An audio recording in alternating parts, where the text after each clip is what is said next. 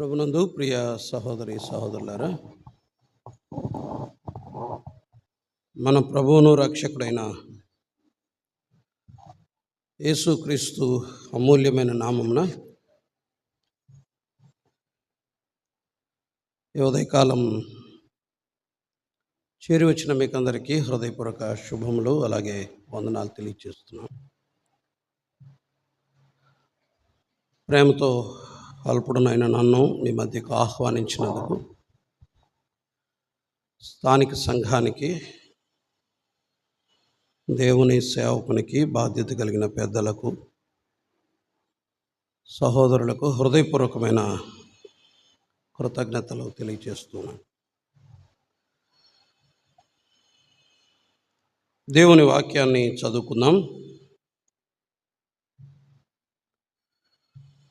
దేవుని గ్రంథంలో నుండి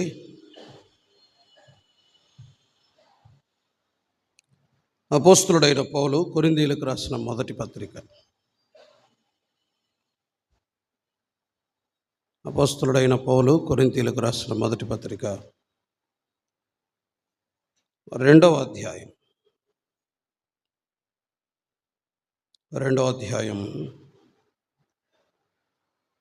14, 15, 16 వచనాలు చదువుదాం.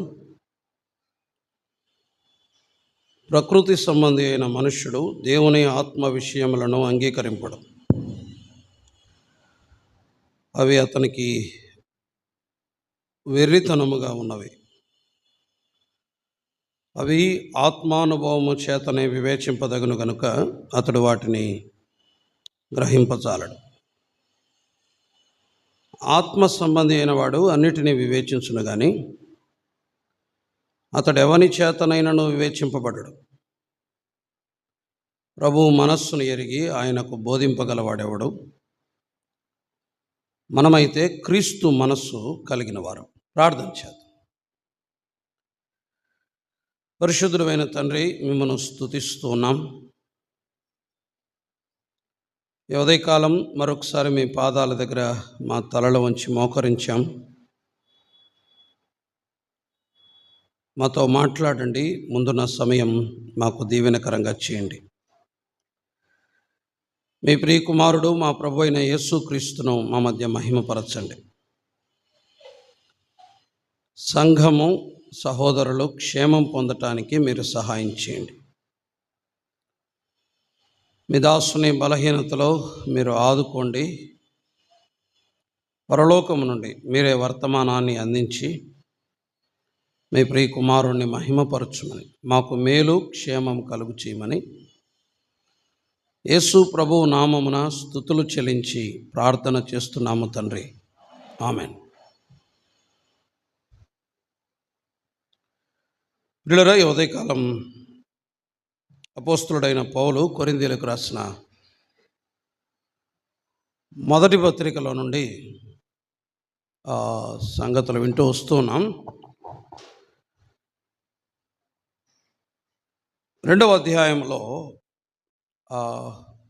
కొన్ని పదాలను మనం జస్ట్ అట్లా నోటీస్ చేద్దాం, జ్ఞాపకం చేసుకుందాం.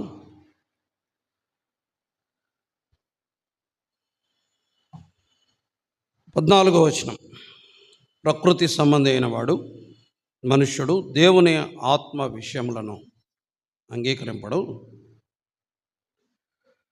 అవి అతనికి వెర్రితనముగా ఉన్నవి. అవి ఆత్మానుభవము చేతనే వివేచింపదగును గనుక అతడు వాటిని గ్రహింపజాలడు అనే మాట మనసులో పన్నివ్వండి. 13, 14, 15 ఈ 3 వచనాల్లో ఒక పదం రిపీట్ అయింది. మీరు దాన్ని గమనించండి. వివేచింపదగును, వివేచించడు అనే మాట మనకు సారిసారి కనిపిస్తుంది. వివేచించును, వివేచింపదగును, వివేచించును, వివేచింపబడడు అనే మాటలు కనిపిస్తాయి. కొరింథీ సంఘంలో నిన్న ఒక సమస్యను మనం ఆలోచన చేసాం, దానికి పరిష్కారాన్ని కూడా చూసాం. కొరింథీ సంఘంలో ఉన్న మరొక ప్రాబ్లం ఏంటంటే, మరొక సమస్య ఏంటంటే, శరీర సంబంధమైన మనుషులు రెండవ అధ్యాయం 13, 14, 15, మూడో అధ్యాయం మొదటి వచనాల్లో 3 రకాల వ్యక్తులు కనిపిస్తారు. తెలిసిన వచనాలే, తెలిసిన విషయాలే. ప్రకృతి సంబంధులు కనిపిస్తారు, శరీర సంబంధులు కనిపిస్తారు, ఆత్మ సంబంధులు కనిపిస్తారు. ప్రకృతి సంబంధులు అంటే అసలు మారు మనసు పొందని వారు, ప్రభు ఎవరో ఎరగని వారు. వీళ్ళతో పెద్ద సమస్య ఉండదు, వీళ్ళు అసలు ప్రాబ్లం కాదు. మనకి వస్తారు, వాక్యం వింటారు, వెళ్ళిపోతారు. మనకు వీళ్ళు పెద్ద ప్రాబ్లమ్స్ క్రియేట్ చేయరు. ఆత్మ సంబంధులతో కూడా సమస్య ఉండదు. ఎందుకు అంటే వీరు ఆత్మ చేత నడిపించబడేవారు కాబట్టి, ఆత్మ స్వాధీనంలో ఉండేవారు కాబట్టి, ఈ ఆత్మ సంబంధులు కూడా మనకు పెద్దగా సమస్యలు కలిగించరు, ఇబ్బంది ఉండదు వీళ్ళతో. ఏమైనా సమస్య ఉంది అంటే ఎవరి శరీర సంబంధులు? ఆత్మ సంబంధుల వలె నటించే వాళ్ళే శరీర సంబంధులు. ఆత్మ సంబంధులు కాదు, కానీ ఆత్మ సంబంధుల వలె కనపడతారు. పరిశుద్ధత ఉండదు, పరిశుద్ధుల వలె కనపడతారు. దీనత్వం ఉండదు, దీనత్వం ఉన్నట్టు కనిపిస్తారు. యోగ్యత ఉండదు, యోగ్యులమైనట్టు ప్రవర్తిస్తారు. వీరే సంఘానికి పెద్ద సమస్య, చాలా ప్రమాదకరం. ఎవరంటే వీరే సంఘాలకు. నాడైనా నేడైనా సంఘాల్లో ప్రాబ్లమ్స్ వీరే. ఈ శరీరాలతోనే చాలా పెద్ద సమస్యలు. వీళ్ళ ద్వారానే అసూయ, కలహం, మనుష్యరీతిగా నడుచుకోవడం, ఇవన్నీ వీళ్ళని బట్టే కొరింథీ సంఘంలో కలిగాయి. అయితే ఈ ఉదయకాలం వేళ మనం ఈ శరీర సంబంధాల గురించి కూడా ఆలోచన చేయట్లేదు. మనం పరిష్కారం ఎవరిని చూడాలి? మనకు పరిష్కారం కావాలి. సమస్యను ప్రస్తావించడం సులభం. ఇదో ఇక్కడ ప్రాబ్లం ఉంది, అక్కడ ప్రాబ్లం ఉంది, ఎవరైనా చెప్పగలరు. ఇదో ఇక్కడ ఇది సరిగలేదు, ఇది సరిగలేదు, ఇది సరిగలేదు అని ఎవరైనా చెప్పగలరు. మనం ఈ విషయంలో నిష్ణాతులం.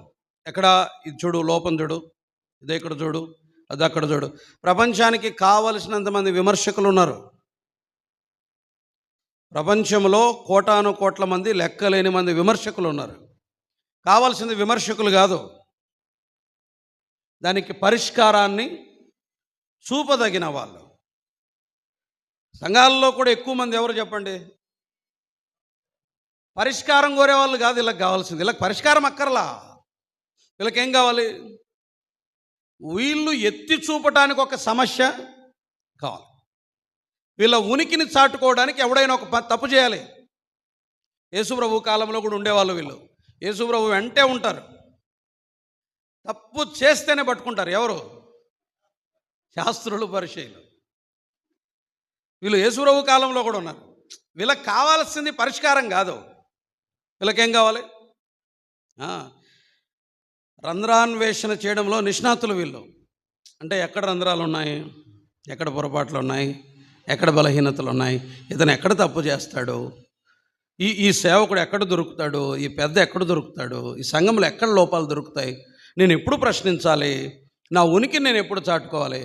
నేను మిమ్మల్ని గురించి చెప్పట్లేదు, నేను ఊరిక జనరల్గా వర్తమానం చెప్తున్నాను.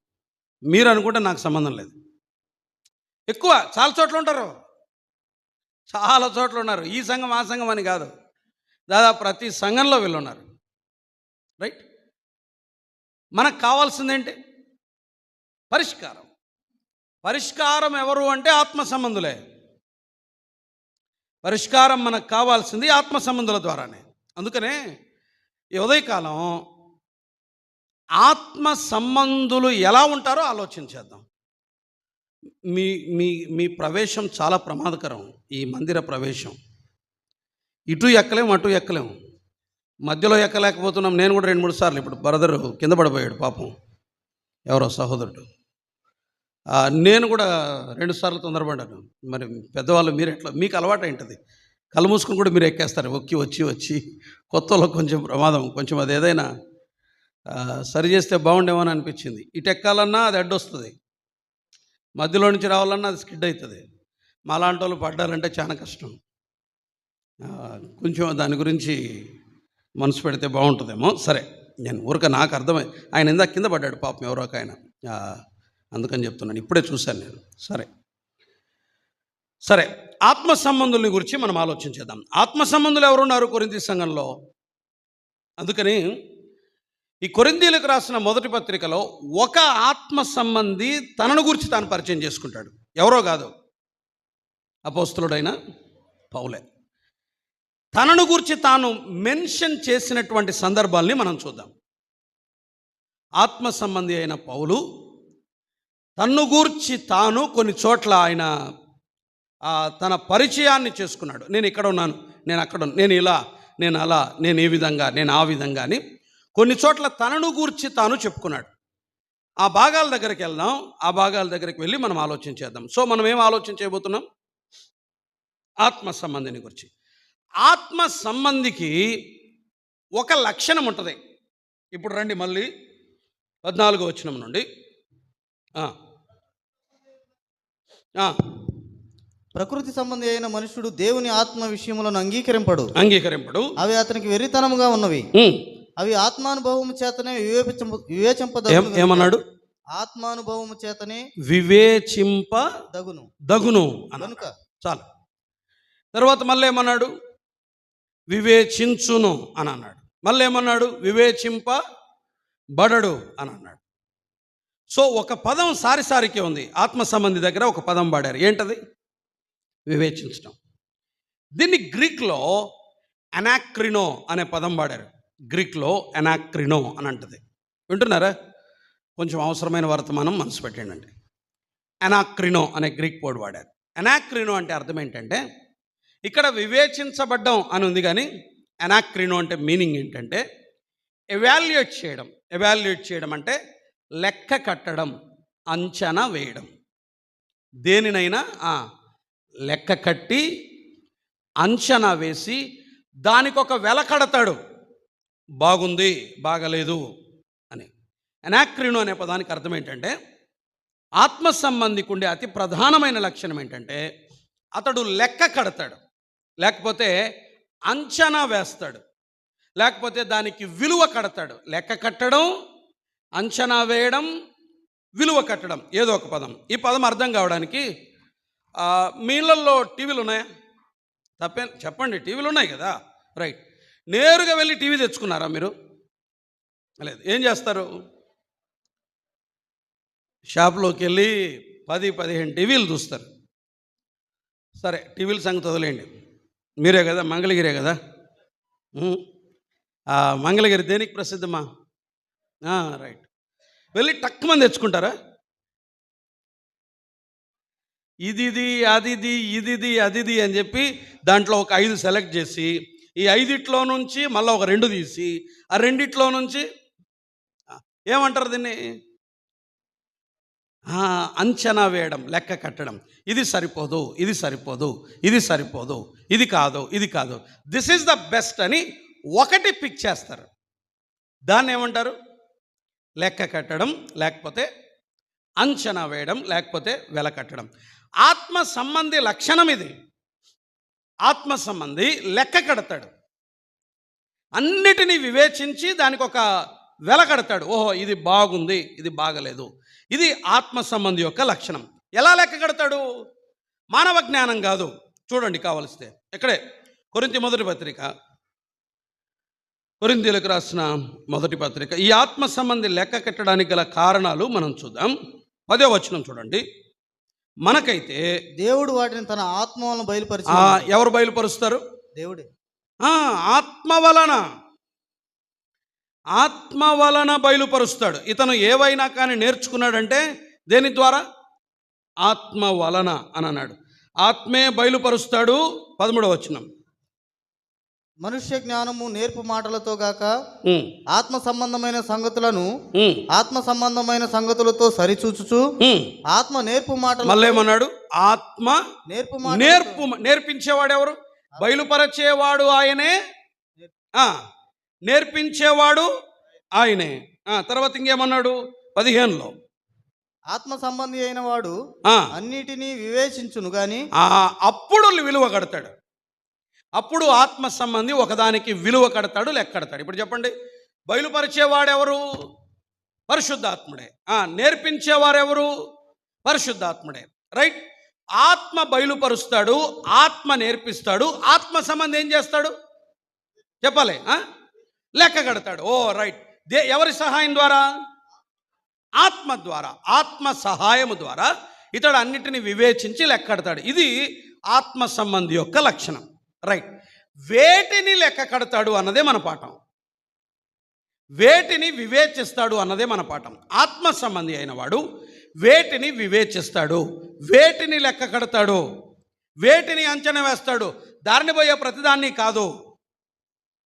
కొరింథీయులకు రాసిన పత్రికలో భక్తుడైన పౌలు ఆయనను గురించి కొన్ని చోట్ల కొన్ని విషయాలు రాయబడ్డాయి. ఆ భాగాల దగ్గరికి వెళ్దాం. భక్తుడైన పౌలు దేనిని లెక్క కట్టాడో, దేనిని అంచనా వేశాడో దాన్ని ఆలోచించేద్దాం. దేనిని లెక్క కడతాడో చూద్దాం. 1, 3 లేదా 4 విషయాలు మన ముందున్న సమయంలో మనం ఆలోచించేద్దాం. మొదటి సంగతి, కొరింథీయులకు రాసిన మొదటి పత్రిక 4వ అధ్యాయం. పౌలు కొరింథీయులకు రాసిన మొదటి పత్రిక 4వ అధ్యాయం 3వ వచనం. మీ చేతనైనను ఏ మనుషుని చేతనైనా నేను విమర్శింపబడుట నాకు మిక్కిలి అల్పమైన సంగతి. నన్ను నేనే విమర్శించుకున్నాను. నా యందు నాకు ఏ దోషమును కానరాదు. అక్కడ నుండి గమనించండి. నా యందు నాకు ఏ దోషము కానరాదు. అయినను ఇందువలన నీతిమంతుడుగా ఎంచబడను. ఇందువలన నీతిమంతునిగా ఎంచబడను. నన్ను విమర్శించువాడు ప్రభువే. రైట్. ఏమన్నాడు? నా యందు ఉన్నదే చదవండి. నా యందు నాకు ఏ దోషము కానరాదు. అయినా మళ్ళీ ఏమన్నాడు? నేను నీతిమంతునని ఎంచబడ్ను. ఎందుకని? విమర్శించేవారెవరు? దేవుడే, ప్రభు. మొదట అన్నాడు, నా యందు నాకు ఏ దోషమునో కానరాదు, అయినంత మాత్రాన నేను నీతిమంతునిగా ఎంచబడ్ను. ఇప్పుడు చెప్పండి, ఆత్మ సంబంధి మొదట దేనిని లెక్క కడతాడు? తనను గురించి తానే లెక్క కడతాడు, తనను గురించి తానే వివేచిస్తాడు, తనను గురించి తానే ఇవాల్యూట్ చేస్తాడు. ముందు తన్ను గూర్చి ఒక అంచనాకు వస్తాడు, తానేమిటి అనే ఒక అంచనాకు వస్తాడు. ఇప్పుడు చెప్పండి, ఆత్మ సంబంధి ఎదుటి వారిని లెక్క కట్టడు, ఆత్మ సంబంధి పక్కనున్న వారిని లెక్క కట్టడు. ఇద్దరిని చూపిస్తాను నేను. ఇద్దరు దేవాలయంలోకి వెళ్ళారు. ఒకరెవరు? సుంకరి. ఇంకొకరెవరు? పరిసయ్యుడు ఏమన్నాడు? నేను వీని వలె లేను, నేను ఇతని వలె లేను, నేను అతని వలె లేనందుకు నీ కృతజ్ఞతాస్తుతులు చెల్లిస్తున్నాను అన్నాడు. ఎవరిని లెక్కట్టాడు? మరొకడు పక్కనే ఉన్నాడు. ఆకాశం వైపు కనులెత్తుటకైనను ధైర్యము చాలక, దేవా పాపినైనా నన్ను కరుణించు. ఎవరిని లెక్కట్టాడు? తను. మీలో ఒకడు నన్ను అప్పగిస్తాడు అన్నాడు ప్రభు. శిష్యులు ఏమన్నారు? వీడా ప్రభువా, అతనా ప్రభువా, ఇతనా ప్రభు అన్నారా? ఏమన్నారు? నేనా ప్రభువా, నేనా ప్రభువా, నేనా ప్రభువా. ఆత్మ సంబంధి ముందు తన్ను గూర్చి తాను లెక్క కడతాడు, తనను గూర్చి తాను అంచనా వేసుకుంటాడు, తనను గూర్చి తాను వెలకడతాడు, తన్ను గూర్చి తాను ఒక అంచనాకు వస్తాడు. నేను ఇది అని తన్ను గూర్చి తాను అంచనాకు వస్తాడు. దాన్నే మనం కొంచెం నెమ్మదిగా ఆలోచించేద్దాం. ఆత్మ సంబంధి ఎదుటివాడిని కాదు లెక్క కట్టేది. ఎవరిని లెక్కడతాడు? ఎప్పుడైతే తనను గూర్చి తాను లెక్క కట్టుకున్నప్పుడు ఆత్మ సంబంధి నోటి నుండి వచ్చే మాట ఏంటో తెలుసా? నాలో ఏ దోషము కనబడదు, అయినను నేను నీతిమంతునిగా ఎంచబడ్ను. పిల్లరా, ఆత్మ సంబంధి అయిన వాడు ముందు తన్ను గూర్చి తాను ఎవాల్యుయేట్ చేస్తాడు, తన్ను గూర్చి తాను లెక్క కడతాడు, తనను గురించి తాను ఒక అంచనాకు వస్తాడు. అంచనాకు వచ్చి అంటాడు, నేను అయోగ్యుని. మీకు ఒక వ్యక్తిని పాత నిబంధనలో జ్ఞాపకం చేస్తాను. సౌండ్ వాయిస్ లాగుతుంది నాన్న, తెలియదు, ఏమో ప్రాబ్లం నాకైతే. సమూయేలు మొదటి గ్రంథం, సమూయేలు మొదటి గ్రంథం. మానిటర్ లేదు చూడు అసలు. సమూయేలు మొదటి గ్రంథం 18వ అధ్యాయం చూడండి, పెంచాలి ఇంకా. సమూయేలు మొదటి గ్రంథం 18వ అధ్యాయం 5వ వచనం చూడండి. దావీదు సౌలు తనను పంపిన చోటకెళ్ళను పోయి, దాన్ని కట్ చేయి మానిటర్, రైట్. సుబుద్ధి కలిగి పని చేసుకొని వచ్చాను గనుక సౌలు యోధుల మీద అతన్ని నియమించెను. సౌలు యోధుల మీద అతన్ని నియమించెను. జనులందరి దృష్టికిని సౌలు సేవకుల దృష్టికిని దావీదు అనుకూలుడు. ఆ మాట పట్టుకోండి. జనుల దృష్టికిని సౌలు సేవకుల దృష్టికిని దావీదు అనుకూలుడు అని అన్నాడు. Right, note this point. ఈ మాట పట్టుకోండి. జనుల దృష్టికిని సౌలు సేవకుల దృష్టికిని దావీదు అనుకూలుడు అన్నాడు. తర్వాత రండి 7వ వచనం.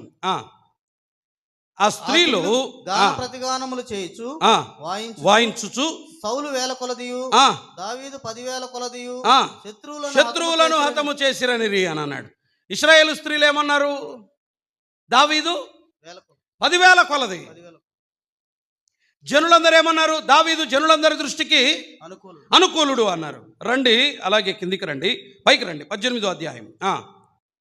దావీదు సౌలుతో మాట్లాడుట చాలించినప్పుడు మొదటి వచనం, యోనాతాను హృదయము దావీదు హృదయంతో కలిసిపోయాను అన్నాడు. యోనాతాను అడిగితే, యోనాతానా దావీదు సంగతి ఏంటి అంటే, యోనాతాను ఏమంటాడు? నా ప్రాణ స్నేహితుడు అంటాడు. ఇశ్రాయేలు స్త్రీలను అడిగితే అతను పరాక్రమవంతుడు అంటారు. ఇశ్రాయేలు ప్రజలను అడిగితే అతను అందరి దృష్టికి అనుకూలమైన వాడు అంటాడు. అసలు ఈవెన్ సౌలుకు కూడా అనుకూలమైన వాడు తెలుసా? సౌలుకు ఇష్టుడు, సౌలుకు కూడా అనుకూలమైన వాడు అంటాడు. రండి దావీదు దగ్గరికి వెళ్దాం ఒకసారి. 18వ అధ్యాయం 21వ లేకపోతే 18వ వచనం చూడండి ముందు. అందుకు దావీదు రాజునకు అల్లుడు నగుటకు నేను ఎంతటి వాడను ఏమన్నాడు? నేను ఎంతటి వాడిని, నా స్థితి అయినను ఇశ్రాయేలులో నా తండ్రి కుటుంబమైనను ఏ పాటివని సౌలుతో నేను. చాలు, మీకు అర్థమైందో లేదో నాకు తెలియదు, కానీ విషయం ఒకటే. ప్రపంచమంతా దావీదును మెచ్చుకున్నా దావీదు దగ్గరికి వచ్చే లోపల దావీదు నీవు చాలా గొప్ప అంటే దావీదు ఏమంటాడు తెలుసా? నేనంతటి వాడిని. కింద అంటాడు ఎక్కడ 22లో దరిద్రుడనై, 23లో నేను దరిద్రుడనై ఎన్నికలేని వాడనై ఉండగా రాజునకు. చాలు. ఆత్మ సంబంధి తన్ను గూర్చి తాను అంచనా వేసుకున్నప్పుడు తాను ఒక అంచనాకు వచ్చి ఆత్మ సంబంధి నోట నుండి వచ్చే మాట ఏంటో తెలుసా? నేను ఎంతటి వాణ్ణి. మళ్ళీ చెప్తున్నాను, నేనంతటి వాణ్ణి, నేను ఇంతటి వాణ్ణి అనేవాడు ఆత్మ సంబంధి కాదు. మీకు అర్థమైందా? నేనంతా, నేను ఇంత, నేనేమో తెలుసా, నా సంగతి తెలుసా, నా జ్ఞానం తెలుసా, నా పరాక్రమము తెలుసా, నాకున్న అవగాహన తెలుసా, నా పిలుపులు తెలుసా, నాకున్న పరిజ్ఞానం ఎంతో తెలుసా? ఆత్మ సంబంధి నోట నుండి రావు. పౌలంతటి వాడు నా యందు నాకు ఏ దోషము కానరాదు, కానీ నేను నీతిమంతునికి కాను. ప్రజల దృష్టిలో దావీదు యోగ్యుడు, అనుకూలుడు, ఇష్టుడు. కానీ దావీదు దగ్గరకు వచ్చే లోపల దావీదు ఏమన్నాడు? నేను ఎంతటి.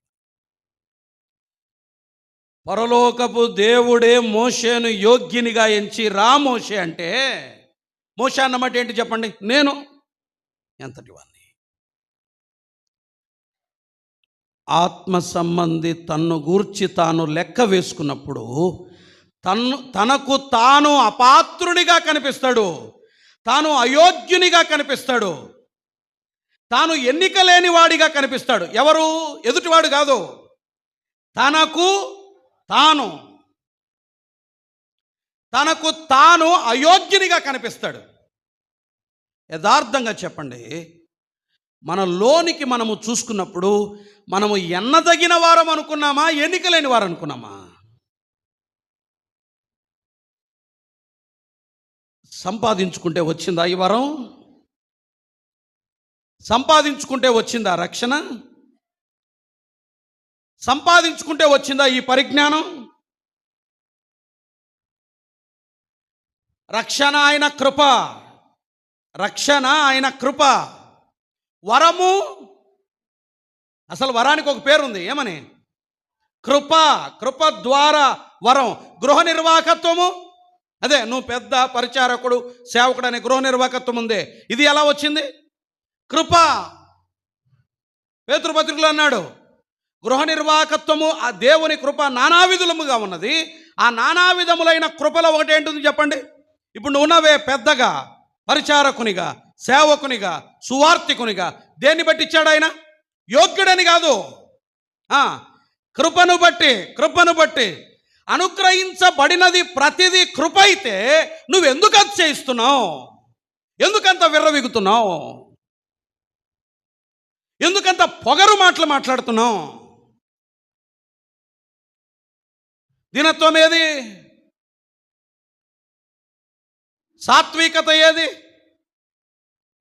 మనల్ని మనము లెక్కేసుకున్నప్పుడు అయ్యో ప్రభువా నేను అయోగ్యుని అనేవాళ్ళు ఎంతమంది ఉన్నారు ఇక్కడ మనలో? ఎదుటివాని మీద హెచ్చించుకునే మనము ఆత్మ సంబంధులం ఎలా అవుతాం ప్రియులరా? పరిచయులు కాదు వీళ్ళు. దేవాలయంలోనికి వెళ్ళిన పరిచయుడు సుంకరి మీద అతిశయించాడు. ఎదుటివాని మీద అతిశయించేవాడు ఎవరైనా పరిచయుడే. ఆత్మ సంబంధి కాదు. ఆత్మ సంబంధి రొమ్ము బాదుకుంటాడు. ఆత్మ సంబంధికి తనను తాను అయోగ్యునిగా కనిపిస్తాడు. ఆత్మ సంబంధి నేను ఏ పాటి వాడను ప్రభు అంటాడు.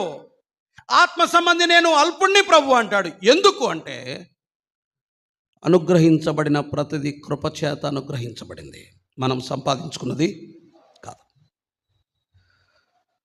కృప అర్థమైన వాడు అతిశయించడు. కృప అర్థము కాని వాడే గర్వించేది, అతిశయించేది. అంతే. ఆత్మ సంబంధికి ఒక వివేచన ఉంటుంది, ఒక అంచనా ఉంటుంది. నేను పొందిన ప్రతిదీ ఆయన కృప. నేను ఎంతటి వాణ్ణి ప్రభువా, నేను ఏమాత్రపు వాణ్ణి ప్రభువా, నేను అల్పుని ప్రభువా, నేను ఎన్నదగిన వాణ్ణి కాను ప్రభువా, నేను యోగ్యుణ్ణి కాదు ప్రభువా. ఇది ఆత్మ సంబంధి అంచనా. ఎవరిని బట్టి, ఎవరిని అంచనా వేస్తాడు? మొట్టమొదటి ఎవరిని అంచనా వేస్తాడు? నాకు మాట కావాలి. తన్ను తాను అంచనా వేసుకుంటాడు. అది ఫస్ట్ ఇతరులను చూడ్డు, మొదట ఎవరిని చూసుకుంటాడు? ఇది ఆత్మ సంబంధికి ఉండే మొదటి లక్షణం. ఆత్మ సంబంధికి ఒక లక్షణం ఉంటుంది. ఆ లక్షణం ఏంటి? అంచనా వేయడం, వెల కట్టడం, విలువ కట్టడం. ఎవరిని అంచనా వేస్తాడు? ఎవరిని విలువ కడతాడు? ఎవరిని లెక్కిస్తాడు? మొదట తన్ను గూర్చుతాను. ఇది మొదటి విషయం. రెండవది, కొరింథీయులకు రాసిన మొదటి పత్రిక. పౌలు మరొక చోట తనను గురించి ఏం పరిచయం చేసుకున్నాడో చూద్దాం. చూడండి, 8వ అధ్యాయం, కొరింథీయులకు రాసిన మొదటి పత్రిక 8వ అధ్యాయం 13వ వచనం చూస్తారా?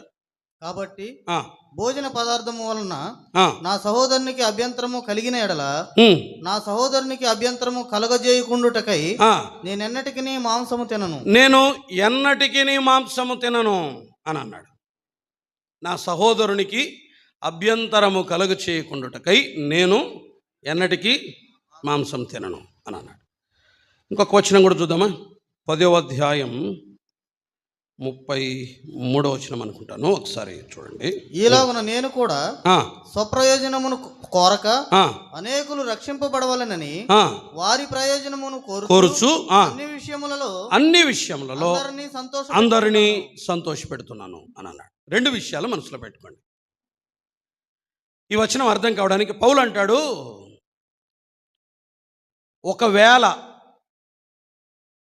నాకు నా సహోదరునికి, మేమిద్దరం ఉన్నాం, మా ఇద్దరి మధ్యలో ఒక చిన్న సమస్య వచ్చింది. ఏంటది? అతనికి మాంసం అంటే ఇష్టం లేదు, నాకు మాంసం అంటే చాలా ఇష్టం. నాకు మాంసం అంటే చాలా ఇష్టం, అతనికి మాంసం అంటే ఏమాత్రం ఇష్టం లేదు. రైట్. అతను ఏమన్నాడంటే, నువ్వు మాంసప్రియుడవు కాబట్టి నువ్వు నాకు అక్కర్లేదు, నేను నీకు దూరం అయిపోతాను అన్నాడు. పౌలు ఏమంటాడంటే, నాకు సమస్య, నీకు నాకు సమస్య, మన ఇద్దరి సమస్య మాంసమే కదా. రైట్.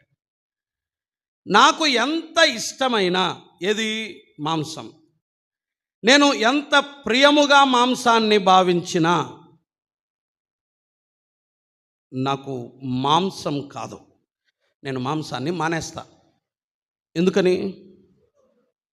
నాకు నువ్వు ముఖ్యం, నాకు కావాల్సింది నువ్వు.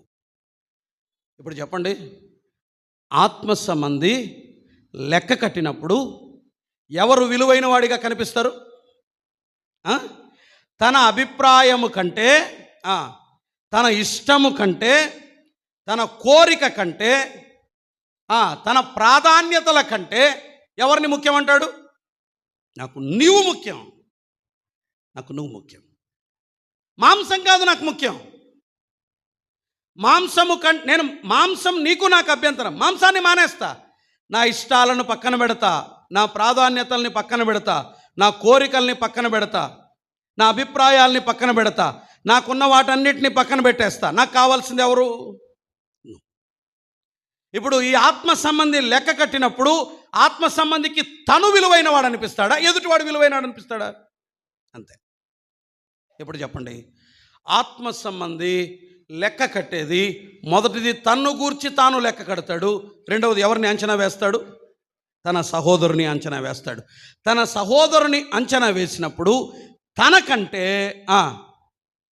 ఇప్పుడు చెప్పండి, తనకంటే ఎవరు ప్రాముఖ్యం అంటాడు? చెప్పాలి. సహోదరుడే. నా ఇష్టాలు కాదు, నా అభిప్రాయాలు కాదు, నా కోరికలు కాదు, నా అభిరుచులు కాదు. వైవాహిక జీవితంలో కూడా ఈ లక్షణం అలవడితే అసలు సమస్యలే. భార్యాభర్తలుగా మన మధ్యలో ఇది ప్రాబ్లం.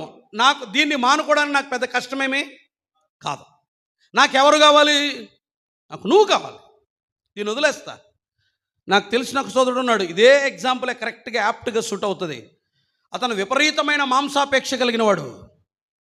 తన భార్యకు ఆ మాంసం, పర్టికులర్ మాంసం ఇష్టం లేదు. ఆమె కొరకు తన జీవితకాలం, ఎప్పటికీ దాదాపు 25 సంవత్సరాలు అవుతుంది వివాహమై, తన భార్య కొరకు ఎన్నడూ కూడా ఆ మాంసాన్ని ముట్టుకోలేదు. ఆయన వదిలేశాడు. నీకు నాకు అభ్యంతరం మాంసం అయినప్పుడు, మాంసం ఏంటి? నాకు మాంసం అక్కర్లా, నాకెవరు కావాలి? నువ్వు కావాలి. ఇప్పుడు చెప్పండి, ఆత్మ సంబంధి ఎవరిని అంచనా వేస్తాడు?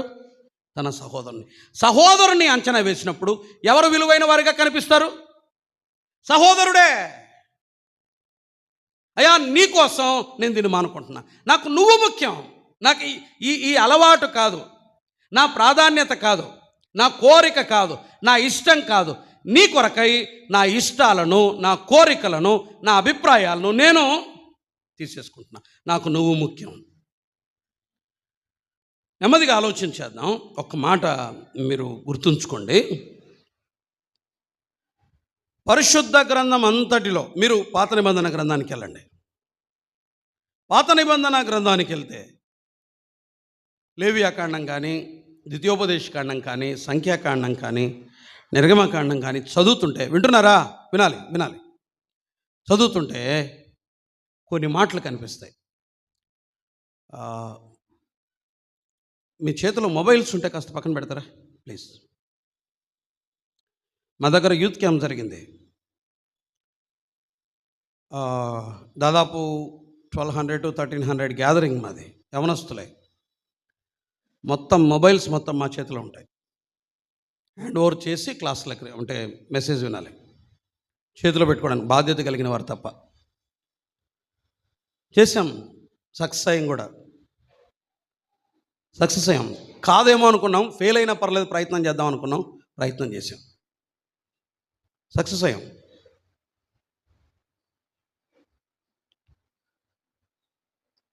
విజయవాడలో ఆర్ఎస్ఎస్ బిల్డింగ్ ఒకటి ఉంది. నాకు తెలిసిన ఒక ఆర్ఎస్ఎస్ లీడర్ బాగా పరిచయం నాకు. అతనితో మాట్లాడుతున్నప్పుడు ఎంపీ అయినా, మినిస్టర్ అయినా, ప్రైమ్ మినిస్టర్ అయినా, ఎవరైనా ఒక ఆర్ఎస్ఎస్ మీటింగ్కు లోపలికి వచ్చేటప్పుడు మొబైల్ ఫోన్ బయటే ఇచ్చేసి లోపలికి రావాలట. నువ్వు మినిస్టర్వి, నువ్వు మినిస్టర్ పిఏవి సంబంధం లేదట. వెళ్ళేటప్పుడు టోకెన్ నెంబర్ ఇచ్చి మొబైల్ తీసుకొని వెళ్ళాలట. మీరు అబద్ధమైతే మీకు తెలిసిన ఆర్ఎస్ఎస్ వాళ్ళు ఎవరైనా ఉంటే కనుక్కోండి. ఒక మినిస్టర్ తన కళ్ళెదురుగా మొబైల్ ఫోన్ హ్యాండ్ ఓవర్ చేసి లోపలికి వెళ్ళడం చూశాడు ఆయన.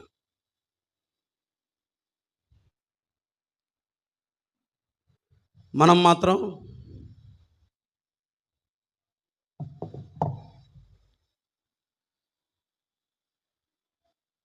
కొంచెం, ఇప్పుడు కాదు, నేను ఈరోజు కాదు, ఎప్పుడైనా దేవుని మందిరంలో దీని జోలికి వెళ్ళకండి. డిస్ట్రాక్ట్ చేస్తుంది, సులభంగా మీ గమనాన్ని పక్కకు లాగేస్తుంది.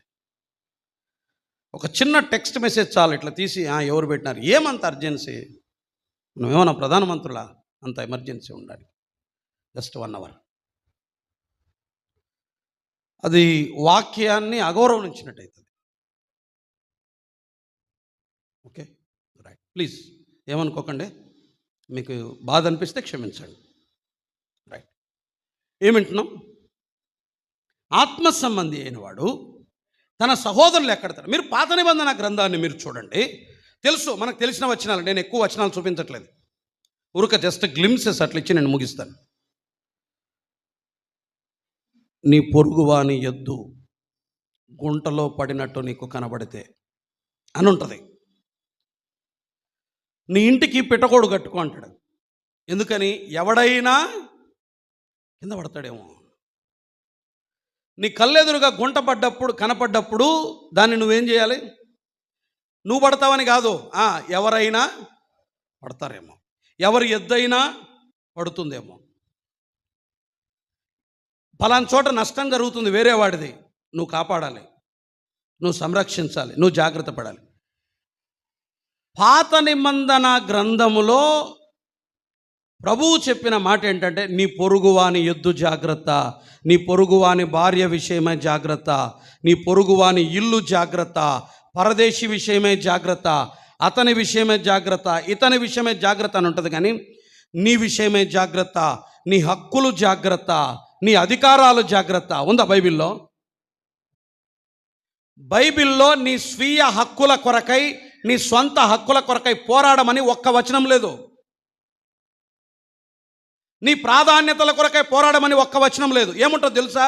ఎదుటివాడు జాగ్రత్త, అతని ఇల్లు జాగ్రత్త, అతని భార్యను గూర్చిన బాధ్యతనిది, అతని ఎద్దును గూర్చిన బాధ్యతనిది, జాగ్రత్త, నీ పొరుగువాడు జాగ్రత్త, నీ పొరుగువాడు జాగ్రత్త, ఇదే ఉంటుంది. ప్రభు ప్రేమించమన్నప్పుడు కూడా ఏమన్నాడు? లవ్ యువర్ సెల్ఫ్, నిన్ను నువ్వు ప్రేమించుకో అన్నాడా? ఏమన్నాడు? నిన్ను వలే నీ పొరుగువాడిని ప్రేమించినాడు. నిన్ను వల్ల నీ పొరుగువాడు జాగ్రత్త, నీ ఎదుటివాడు జాగ్రత్త, నీ సాటి సహోదరుడు జాగ్రత్త, అతనికి సంబంధించిన వాటి మీద మనసు పెట్టు అంటాడు. బైబిల్ అంతటిలో ఉన్నది ఇదే. నీ హక్కుల కొరకు, నీ అధికారాల కొరకు కొట్లాడు, పోరాడు, ఉద్యమం చెయ్యి, సాధించు. ఇది నా హక్కు, ఇది నా అధికారం, నువ్వు కొట్లాడు, నువ్వు పోరాడు. బైబిల్ ఎక్కడలేదు, మీరు చూడండి. ఎదుటివాని కొరకై కొన్ని వదులుకు అంటది బైబిల్. రోమపత్రిక 12వ అధ్యాయంలో నీకంటే నీ సహోదరుణ్ణి యోగ్యునిగా ఎంచు అంటది బైబిల్. అతడే నీకంటే శ్రేష్ఠుడు అని ఎంచు అంటది బైబిల్. పిల్లరా, లేఖనముల సారాంశమంతా ఒకటే. నీ పొరుగువాడు జాగ్రత్త, నీ పక్కనున్న సహోదరుడు జాగ్రత్త, అతని అధికారాలు, అతని హక్కులు, అతని ప్రాధాన్యతలు, వాటికి విలువివ్వు. ఇది బైబిల్ చెప్పేది. ఇది ఆత్మ సంబంధి లక్షణం. ఒక ఆత్మ సంబంధిని చూద్దాం రండి. ఫిలిప్పీలకు రాసిన పత్రిక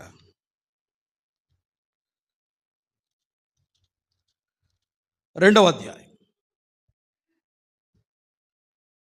6వ వచనం చూడండి. 2వ అధ్యాయం. ఆయన దేవుని స్వరూపం కలిగిన వాడు దేవునితో సమానముగా ఉండుట విడిచిపెట్టకూడని భాగ్యమని ఎంచుకొనలేదు గాని మనుషుల పోలికగా పుట్టి దాసుని స్వరూపమును ధరించుకొని తన్ను తానే రిక్తునిగా చేసుకొనెను అన్నది. ప్రియులారా, గమనించండి, యేసు క్రీస్తు ప్రభువు దేవునితో సమానంగా ఉండటం విడిచిపెట్టకూడని భాగ్యమని ఆయన ఎంచుకోలా. దైవత్వం, దేవునితో సమానంగా ఉండటం నా హక్కు, ఈ స్థానం నా అధికారం. దేవునితో సమానంగా ఉండడం అనేది నా హక్కు, నా భాగ్యం, నా అధికారం. నేను దీన్ని ఎవరి కోసం వదిలిపెట్టను అనలేదు ఆయన.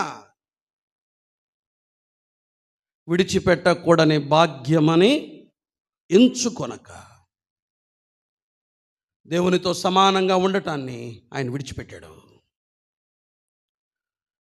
దేవదూతల స్తుతిగానాన్ని విడిచిపెట్టాడు. ఎవరి నిమిత్తమై? మన నిమిత్తమై. తన నిమిత్తమా మన నిమిత్తమా? ఆయన సింహాసనాన్ని వదిలాడు.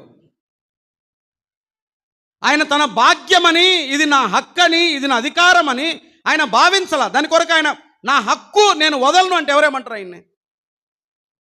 మనం నా హక్కు ఇది, నేను ముఖ్యం, ఇది నా అధికారం, నేను ముఖ్యం, నా ప్రాధాన్యతలు ముఖ్యం. బ్రదర్ నన్ను టచ్ చేశాడు బ్రదర్, ఇక్కడ టచ్ చేశాడు బ్రదర్. మన డైలాగ్లో చూసారు, నన్ను ఇక్కడ టచ్ చేశాడు బ్రదర్. నిన్ను టచ్ చేస్తే ఇంకా మనం ఏమైనా చేస్తాం. ఆదిమ సంఘంలో అపోస్తుల కార్యాలు 6వ అధ్యాయంలో 1-2 వచనాల్లో ప్రాబ్లం ఎక్కడొచ్చింది చెప్పండి? తమలోని విధవరాండ్రను చిన్నచూపు చూచిరని సనిగారు. దేనికి సనిగారు? First crisis. అననీయ సప్పీరాల తర్వాత సంఘంలో మొదటి సమస్య ఏంటి చెప్పండి? మమ్ములను చిన్న చూపు చూసినారు. సనుగులు మొదలయ్యాయి, తొందరలు మొదలయ్యాయి. సనుగులు ఎందుకు వస్తాయి చెప్పండి? సంఘంలో నా ప్రాధాన్యత తగ్గించారు బ్రదర్, నన్ను చిన్న చూపు చూశారు బ్రదర్, నాకు అవకాశం లేకుండా చేశారు బ్రదర్. నేను బ్రదర్, నాది బ్రదర్, నాకు బ్రదర్, నేను, నాది, నాకు. బైబిల్ ఏమంటుంది? లేఖనం ఏమంటుంది? ఆత్మ సంబంధం ఏం చేస్తాడు? ఎదుటివాడు. నీకు నాకు సమస్య ఇదైతే నేను దీన్ని వదిలిపెడతా. నాకేం కావాలి? నాకు నువ్వు కావాలి, నాకు సహోదరుడు ముఖ్యం. ఇప్పుడు చెప్పండి, ఆత్మ సంబంధి అయిన వాడు లెక్క కట్టి విలువ కట్టినప్పుడు, అంచనా వేసినప్పుడు ఎవరు విలువైన వారిగా కనిపిస్తారు? సహోదరుడు. నేను నిన్ననే చెప్పాను, నా వాయిస్ పెరుగుతుంటుంది, తగ్గుతుంటుంది. నువ్వు పెంచుతూ తగ్గుతుంటే కాదు, ఒకటి పెట్టి వదిలేయండి. నేను కొన్నిసార్లు గట్టిగా మాట్లాడతాను, కొన్నిసార్లు చిన్నగా మాట్లాడతాను. కాబట్టి దాన్ని పెంచడం, నేను పెంచినప్పుడు మీరు తగ్గించడం, నేను తగ్గించినప్పుడు మళ్ళీ మీరు పెంచడం, మీకు ప్రయాస లేకుండా చూసుకోండి. జస్ట్ పెట్టి వదిలేసేయండి. ఇప్పుడు చెప్పండి, ఆత్మ సంబంధి అయిన వాడు లెక్క కట్టినప్పుడు ఎవరు విలువైన వారిగా కనిపిస్తారు? తనకంటే తను తాను లెక్కట్టుకున్నప్పుడు తాను ఎన్నిక లేని వానిగా కనిపిస్తాడు. తన సహోదరుడు మాత్రం ఎలా కనిపిస్తాడు? తనకంటే యోగ్యునిగా కనిపిస్తాడు. నా అభిప్రాయాల కంటే, నా ఇష్టాల కంటే. బ్రదర్, ఈ ఒక్క లక్షణం వస్తే సంఘంలో సమస్యలే ఉండవు. ఒకటి, నేను ఎంతటి వాణ్ణి అనుకొని, ఎదుటివాణ్ణి నీవు నాకంటే యోగ్యుడివి, నా ఇష్టాల కంటే నాకు నువ్వే ముఖ్యం, నా ప్రాధాన్యతల కంటే నీవే నాకు విలువైన వాడివి. మన ఇద్దరి మధ్య సంబంధానికి ఈ స్థానం అడ్డమైతే స్థానం పక్కన పెట్టేస్తానన్నా నేను నీకోసం. మన ఇద్దరి మధ్య సంబంధానికి ఈ చిన్న వైరుధ్యం అడ్డమైతే నేను దాన్ని పక్కన పెట్టేస్తాను బ్రదర్ నీకోసం. నాకు నువ్వు కావాలి. నేను ఎన్నటికీ మాంసము తినను. అది నా సహోదరునికి అభ్యంతరమైనప్పుడు, మా సంబంధాన్ని పాడు చేస్తున్నప్పుడు, మా ఇద్దరి మధ్య విరోధానికి కారణమైనప్పుడు, మా సహవాసాన్ని పాడు చేస్తున్నప్పుడు, మా మధ్య ఐక్యతను దెబ్బతీస్తున్నప్పుడు నేను దాన్ని లెక్క చేయను, దాన్ని పక్కన పెట్టేస్తాను. కొత్త కారు ఒక దైవజనుడు కొన్నాడు. కొత్త కారు. బయటికి వెళ్ళాం స్వీట్ షాప్ కానీ, వేరే ఆయన చెప్తే మేము వెళ్ళాం, నేను ఆయన తీసుకొని వెళ్ళాం. ఒక దైవజనుని కారు. వెళ్తే వాడు రోడ్డు మీద నిలబెట్టింటే ఆటో వాడు మొత్తం ముందున్న ఇట్లా బంపర్కి తగిలిచ్చి లాక్కొని వెళ్ళిపోయాడు. బంపర్ మొత్తం అది బయట కూడా వచ్చేసింది. కొత్త కారు, కొత్తది, 2 రోజులైంది అంతే కారు. ఇద్దరం ఇప్పుడు భయం. ఆయనేమో చాలా పెద్ద ఆయన. ఇంటికి వచ్చినాం. అక్కడ మేము వాక్యం చెప్పడానికి పిలువబడ్డాం. నన్ను పిలిచిందేమో ఇంకొక ఆయన. ఆ దైవజనుల్ని కారు అడుగు, బయటికి వెళ్దాం, స్వీట్ చెప్తే ఇచ్చిద్దాం, ఈయనకి ఇద్దామని నన్ను. సరేలేని చెప్పి అడిగింది నేను, నడిపింది ఆయన. పోగొట్టాడు, అయిపోయింది. ఇంటికి వచ్చినాం, చెప్పడానికి ప్రయత్నం చేస్తున్నాం. ఏమంటారో అనుకున్నాం, ఏమీ అనలేదు. ఒక్క మాట లేదు ఆయన. నేను చెప్తున్నా, నేనయింటే మీరయింటే కనీసం ఎదురుగా కాకపోయినా ఆయన పక్కన అనలేదు, ఎదురుగా అనలేదు. ఎందుకని? నువ్వు ముఖ్యం. ఆయన వ్యక్తికి విలువ ఇచ్చాడు.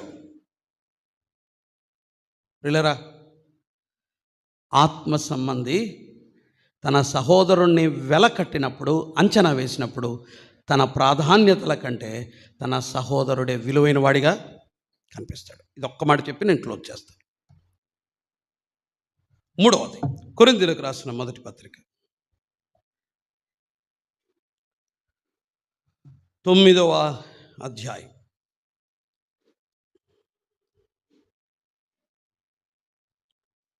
కొరింథీయులకు రాసిన మొదటి పత్రిక 9వ అధ్యాయం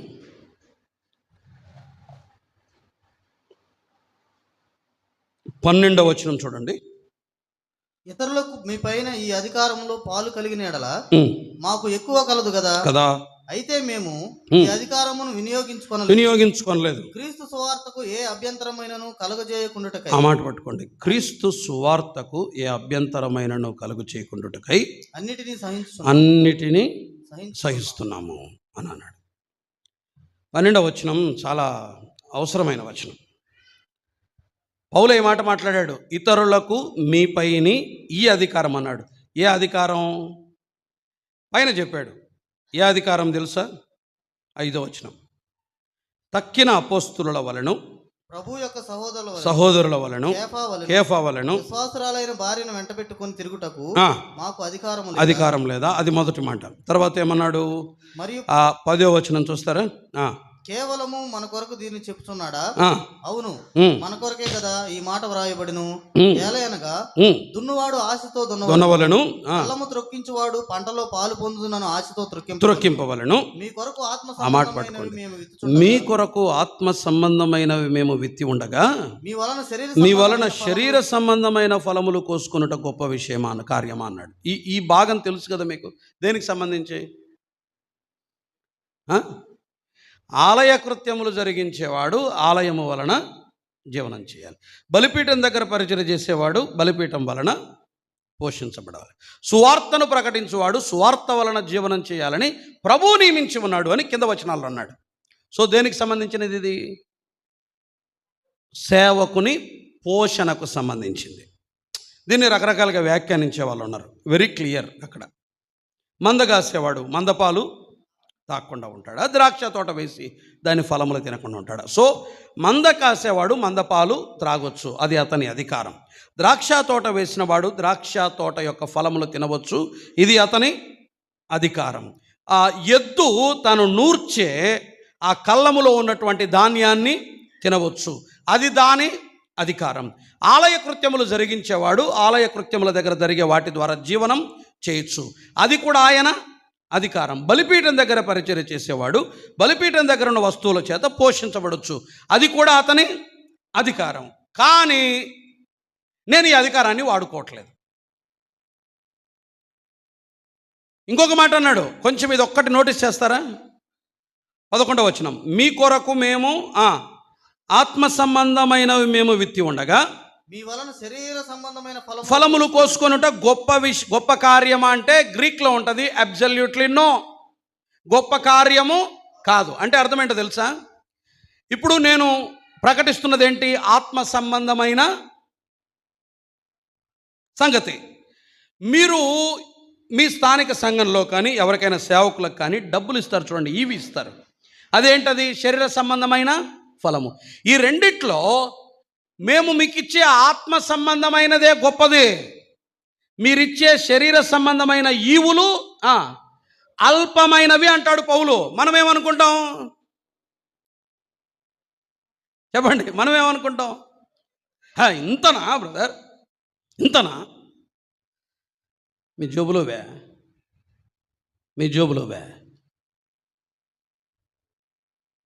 దేవుని సొమ్ము కదా.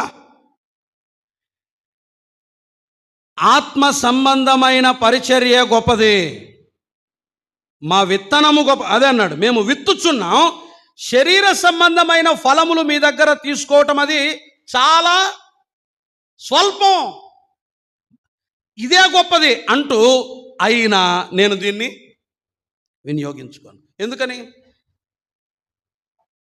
నాకు అధికారం ఉంది, నేను వినియోగించుకోను. ఎందుకని? ఆ మాట కావాలి, అదే మాటే. ఏమన్నాడు? క్రీస్తు సువార్తకు ఏ అభ్యంతరమైనను కలుగు చేయకుండాటకై అన్నిటినీ సహించుచున్నాను. నాకు అధికారం ఉంది, కానీ నేను వాడుకోను. నీకు సేవ విలువైందా, నీ అధికారం విలువైందా అంటే ఆత్మ సంబంధం ఏమంటాడు? నాకు సేవే విలువైంది. ఇప్పుడు చెప్పండి, ఆత్మ సంబంధి సేవను లెక్క కడితే తన అధికారము కంటే సేవనే, సంఘమే, పరిచర్యే అతనికి విలువైంది. బ్రదర్, నీ అధికారం, సేవ జరగని బ్రదర్, పరిచర్య జరగని. నీ స్థానం, నా స్థానం వద్దు, నా అధికారం వద్దు, నా భాగ్యం వద్దు, నాకున్నటువంటి అవకాశాలు, అనుకూలతలు ఇవేవి నాకొద్దు. నాకేం జరగాలి? సేవ జరగాలి. అల్టిమేట్గా నా ప్రాధాన్యత ఏంటి? సేవ. ఇప్పుడు చెప్పండి, ఆత్మ సంబంధి లెక్క కట్టినప్పుడు, తన్ను గూర్చి తాను లెక్క కట్టినప్పుడు తను ఎలా కనిపిస్తాడు?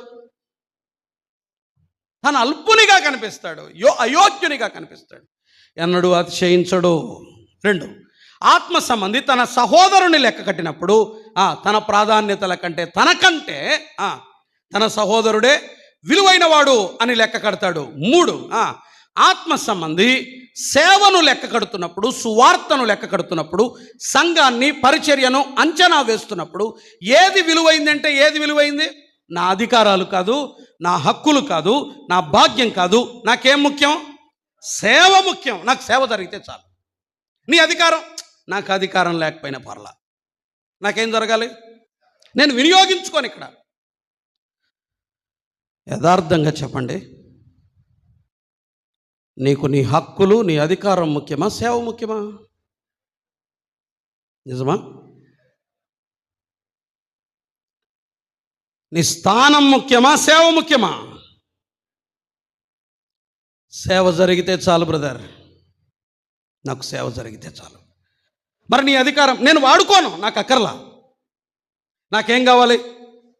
పరిచర్య జరగాలి, ప్రభువు పని జరిగితే చాలు, అంతే. నాకేం అక్కర్లా, నాకు ప్రభువు పని జరిగితే చాలు. పాత నిబంధనలో ఒక భక్తుడు ఉన్నాడు. ఆయన జీవిత కాల వాంఛ ఏంటో తెలుసా? యెహోవా కొరకు ఒక మందిరాన్ని కట్టడం.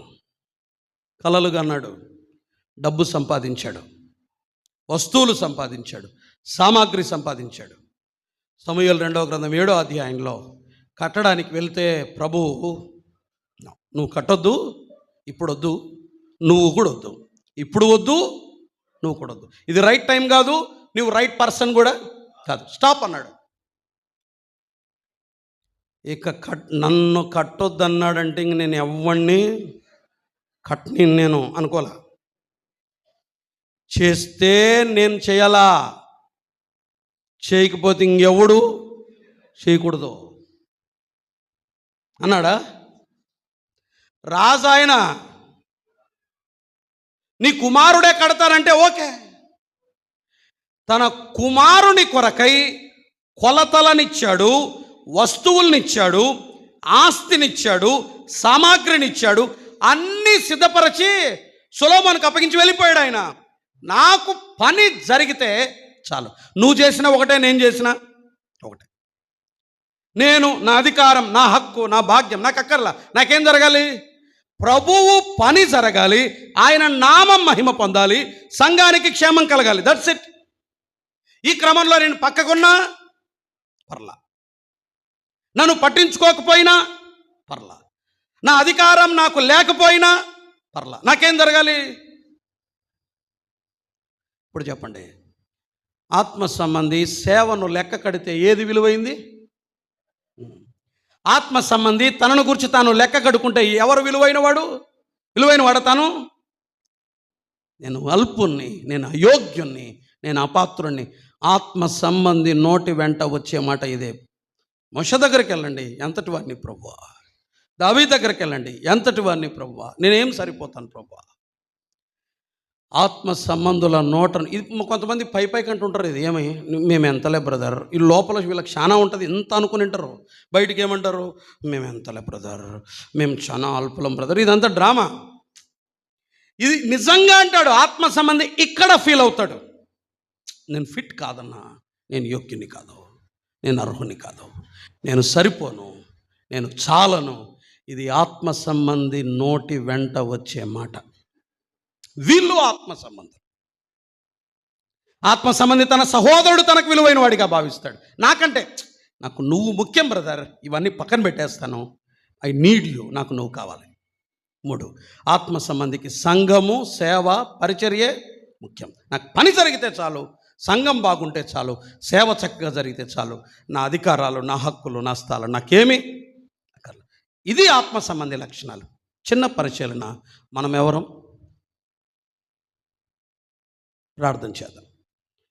ప్రీతండ్రి, మిమ్మల్ని స్తుతిస్తున్నాం, ఈ మాటలు దీవించండి, మేలు కలుగు చేయమని, మరలా దైవజనులు నిలబడి మాట్లాడాలి, మీ కొరకు ఉపయోగించుమని యేసు ప్రభువు నామమున స్తుతులు చెల్లించి నామ తండ్రి, ఆమేన్.